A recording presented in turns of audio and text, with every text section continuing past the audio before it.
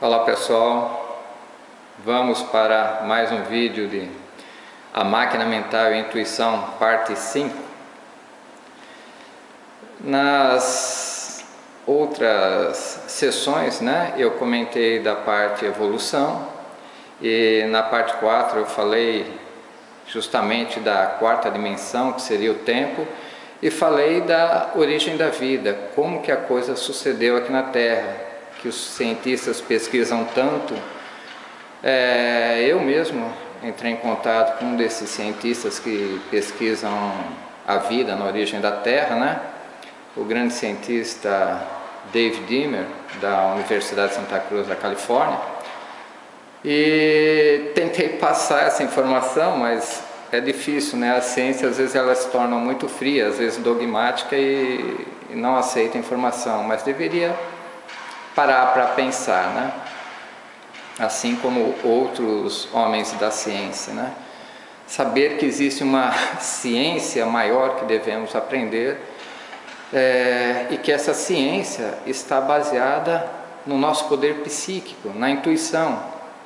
A intuição já trouxe vários fatos científicos revolucionários. A própria teoria da relatividade de Albert Einstein veio do processo intuitivo. Isaac Newton, entre outros, eu ficaria desfilando aqui vários cientistas e várias descobertas baseadas na intuição, Como tudo é progressivo e evolutivo, a informação vai chegando à medida que nós vamos amadurecendo, é natural, é o caminho, é lógico, E como hoje a nossa mente está mais avançada, podemos entender outras coisas de forma mais avançada.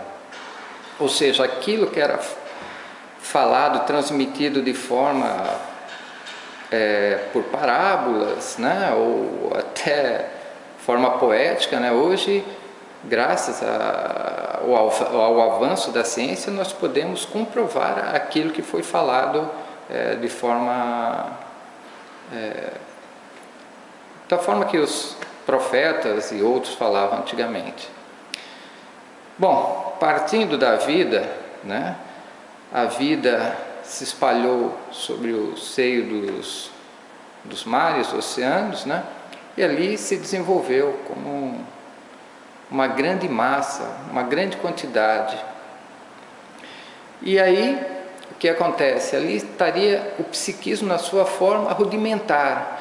Porém, gente, esse processo é muito importante. Vocês lembram daquele ditado, quem veio primeiro, o ovo ou a galinha? Pois é, gente, na verdade, os dois vieram de certa forma junto. Eu vou explicar mais ou menos, Quem será que veio primeiro, o órgão ou a necessidade do órgão? Se houve evolução. Na verdade, os dois trabalham juntos.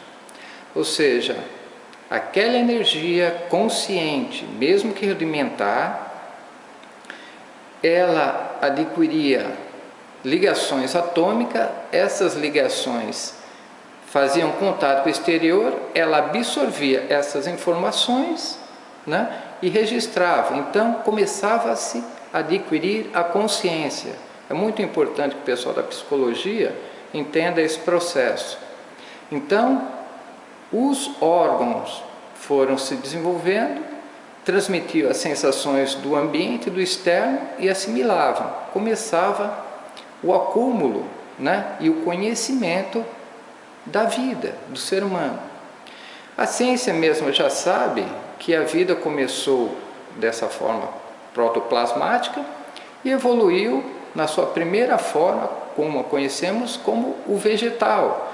Então, provavelmente formou-se algas, e essas algas, ou até chegou à fase animal, eu não sei precisar, mas chegou-se à fase evolutiva, consciência da parte vegetal, e essa parte vegetal, uma hora chegou-se à fase animal.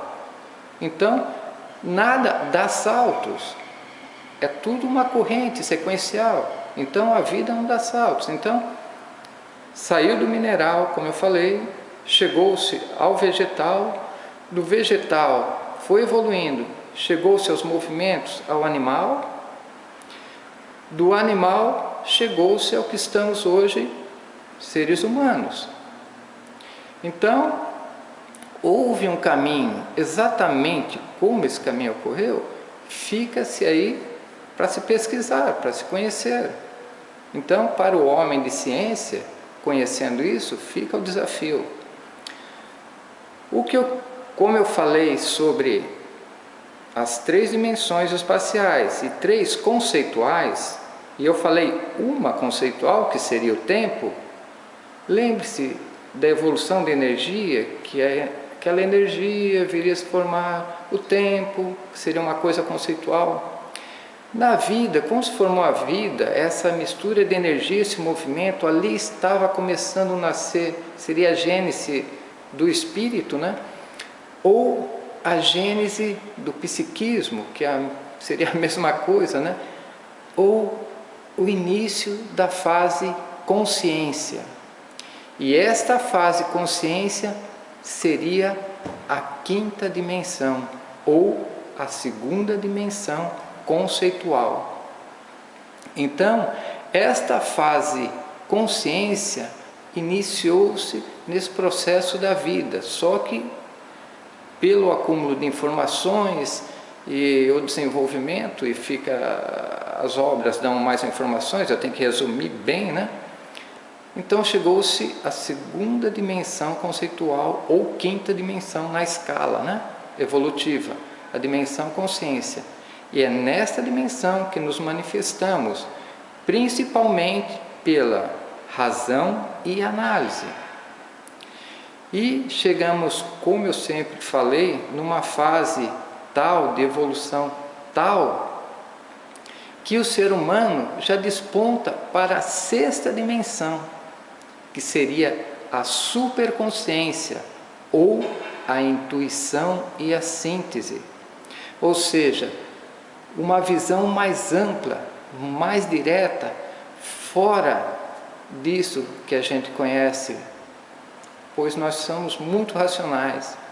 Mas eu não quero falar do ano desse 3º milênio.